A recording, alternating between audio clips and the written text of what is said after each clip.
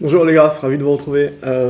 Donc là, l'idée, c'est justement, j'ai vu sur Internet, vous savez, il y a toujours, on va faire quelques images de films, et l'idée, voilà, c'est de se dire à un moment donné, il y a beaucoup de leçons de vie dans certaines répliques de films. Et en l'occurrence, donc, j'ai récupéré quelques images comme ça de certains films. Alors, comme l'a fait remarquer Charles, c'est essentiellement des gangsters. Donc l'idée, voilà, c'est toujours la même chose. C'est comme de la même manière, si vous voulez, il y a certains films comme ça qui nous apprennent quelques leçons de vie, mais je pars du principe que la bourse est également une leçon de vie. Et globalement, une fois qu'on a appris les bases, je dirais, de l'analyse fondamentale, de l'analyse technique, on se rend rapidement compte que 80% du boulot, c'est de la psychologie. C'est inhérent à notre psychologie et donc de ce fait, on peut appliquer énormément de principes, on va dire, de vie pour, à la bourse et je pense que c'est vraiment un plus. Donc là, j'ai choisi 5 images un petit peu globalement au hasard, mais avec pour moi des répliques dans ces films-là qui peuvent être transposées à des citations éventuellement que l'on pourrait se faire en bourse et qui peuvent aider. Donc je pense que c'est important, vous savez, il y a énormément de citations qui existent sur la bourse, mais très souvent, voilà, on les lit, on n'arrive pas à les imaginer et potentiellement on comprend ce que ça veut dire, mais on n'arrive pas nécessairement à l'exécuter. Potentiellement, en liant comme ça des films, peut-être avec vos souvenirs, peut-être que ça peut aider. Donc voilà, j'aimerais lancer ce genre de choses. Alors là, il y en a 5 que je vais vous présenter, mais n'hésitez pas sur mon mail à m'envoyer éventuellement des images avec des répliques de films que vous avez en tête, que vous pensez qu'on peut transposer, et puis j'essaierai éventuellement de continuer cette mini-série.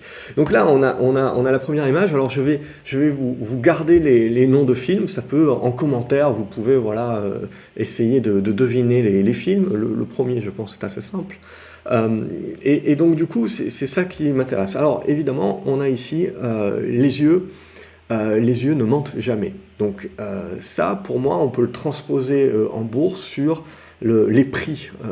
La notion la plus importante, c'est le prix. Même quand on a des indicateurs techniques, même quand on fait du fondamental, ce qui est important, c'est le prix de l'action. Et le prix de l'action, pour moi, je pense qu'on peut dire également qu'il ne ment jamais. Alors certes, ça ne veut pas dire que vous n'avez pas une irrationalité dans le marché à l'instant T, parce qu'on va sous-valoriser ou survaloriser certaines valeurs, mais globalement, le prix ne ment pas à l'instant T parce qu'il reflète quoi? Il reflète le flux. Et donc, à un moment donné, la boîte, elle a beau être sous-valorisée, si le marché continue à faire baisser le prix, à la vendre, c'est que vous avez un flux vendeur pour X raisons. Alors, soit les gérants ont besoin de la vendre parce qu'ils ont de toute façon, ils sont dans l'obligation pour X raisons de vendre cette valeur-là et donc ça fait une pression à la baisse.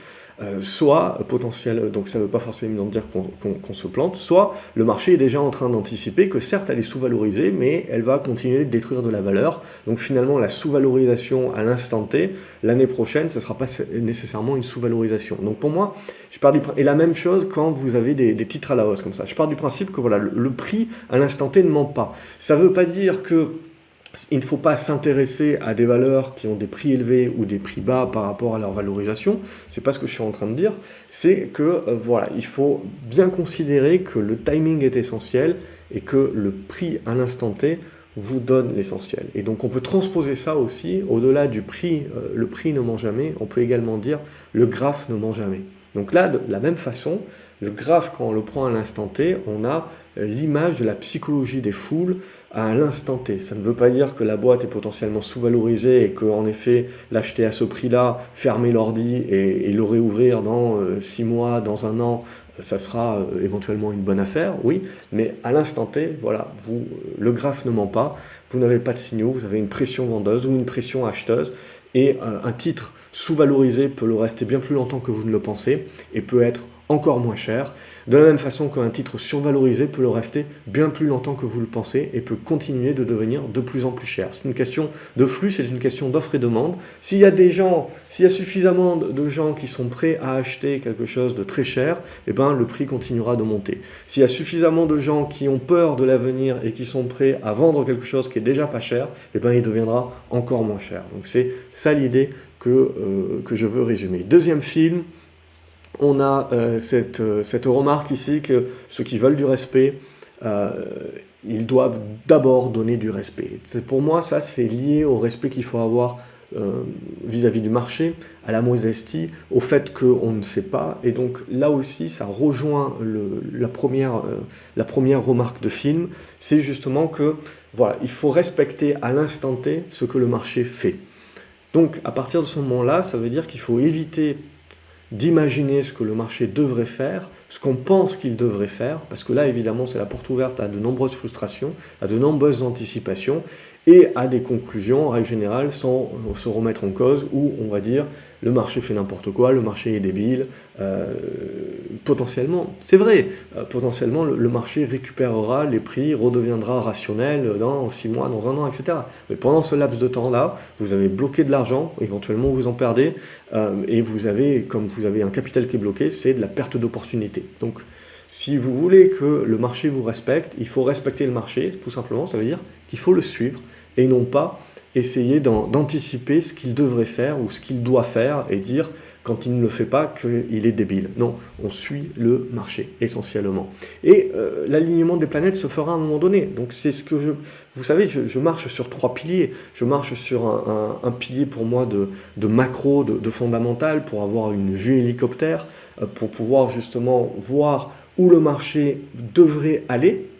Mais j'attends le timing qui m'est donné par l'analyse graphique, l'analyse technique, pour pouvoir suivre le marché à l'instant T, parce que tant que je suis le seul couillon à penser ce que je pense, ben ça ne va pas rapporter d'argent. On a besoin qu'il y ait d'autres personnes qui pensent comme nous. C'est pour ça qu'il faut faire très attention à vouloir être pionnier ou à vouloir être le seul à penser quelque chose et à pouvoir ensuite se gargariser de dire j'ai été le premier à le penser, etc.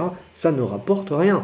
La bourse rapporte quand vous avez tout un tas d'autres personnes qui pensent comme vous et qui donc achètent et font monter les cours. C'est ça qui est important. La troisième citation, donc, c'est pour avoir du pouvoir, pour être au pouvoir, vous n'avez pas besoin de fusil, vous n'avez pas besoin d'argent, vous n'avez pas besoin de chiffres. Tout ce dont vous avez besoin, c'est d'avoir la volonté de faire ce que l'autre mec ne veut pas faire.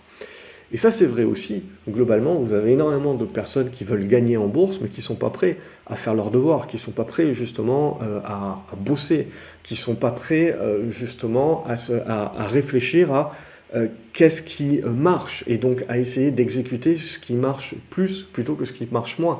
Vous avez un paquet de personnes qui vont continuer en bourse, pas parce qu'ils n'en savent pas assez, mais parce que potentiellement ils en savent trop, et justement ça brouille les cartes. Moi je suis partisan justement d'une approche qui simplifie, je suis partisan justement donc avec une approche simplifiée qui permet de prendre des décisions beaucoup plus simples, de se prendre moins la tête, et donc d'éviter l'indécision. Il n'y a rien de pire que cela.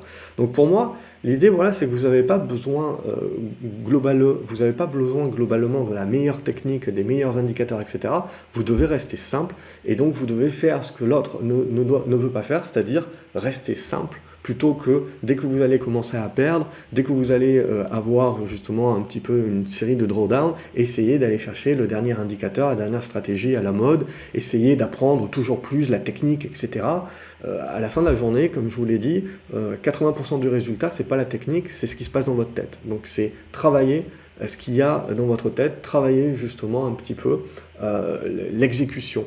Et c'est ça pour moi qui va être le plus important et qui fera réellement la différence. Et donc c'est d'essayer d'obtenir ce déclic-là, où on se pousse à justement mettre son cerveau en sommeil, parce qu'il est notre propre ennemi, et à suivre un process. C'est-à-dire, je ne pense pas gain, je ne pense pas perte, je pense process, je pense à faire ce qui marche pour moi, et donc faire plus de ce qui marche pour moi, et à réduire drastiquement ce qui a prouvé par le passé ne pas fonctionner. C'est-à-dire, en gros, tout ce qui est anticipation, où certes, pour le défi intellectuel, pour mon ego, c'est super bien, mais ça ne me rapporte pas. Ça me bloque dans des positions pendant des mois, voire des années, ça me fait perdre de l'argent, ça me fait louper d'autres opportunités, ça me frustre énormément avant potentiellement, oui, de récupérer ma mise, mais là encore, je ne maximise pas les gains. Donc on en revient aux deux premières remarques.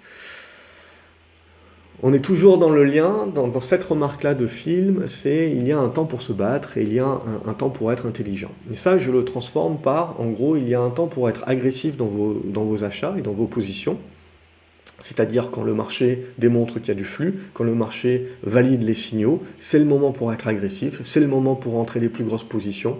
Mais il y a également un moment, et c'est un gros moment, et c'est la grosse part en bourse, et je pense que les années Covid l'ont fait oublier à énormément d'investisseurs.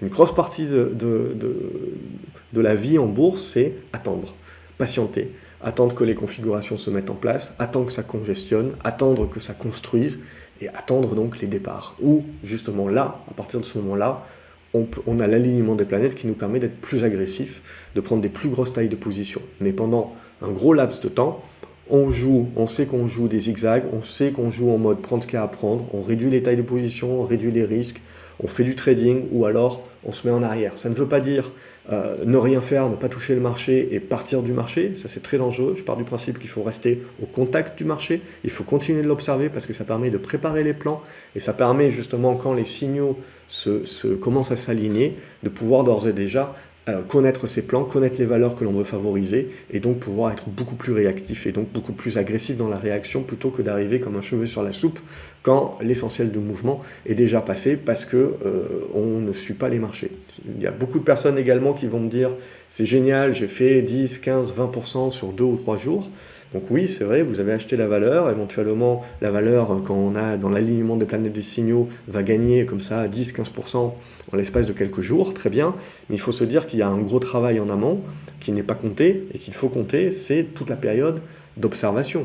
Avant de prendre une position, je peux éventuellement observer la valeur pendant des jours, voire des semaines, et j'attends patiemment que justement elle commence à mettre toutes les cartes en face de moi. Et donc je peux commencer à prendre des premières parties de position en anticipation, et au fur et à mesure où le marché va commencer à me donner raison, je vais accumuler. Ça évidemment, c'est dans l'idéologie, c'est dans ce qu'il faudrait faire, et donc notre but en tant que trader, c'est de tendre vers un optimum et donc de faire de plus en plus chaque année, d'essayer de faire de plus en plus de ce qui fonctionne, et donc essayer de faire de moins en moins les erreurs qui vont nous coûter. Pour ma part, l'erreur essentielle que je fais, c'est en règle générale, à un moment donné, j'en ai toujours une ou deux valeurs comme ça, par année, où je vais trop accumuler, je vais me retrouver avec une énorme position, ça finit toujours mal, et parce que tout simplement, je suis comme vous, à partir du moment où j'ai un niveau de taille de position qui est trop important,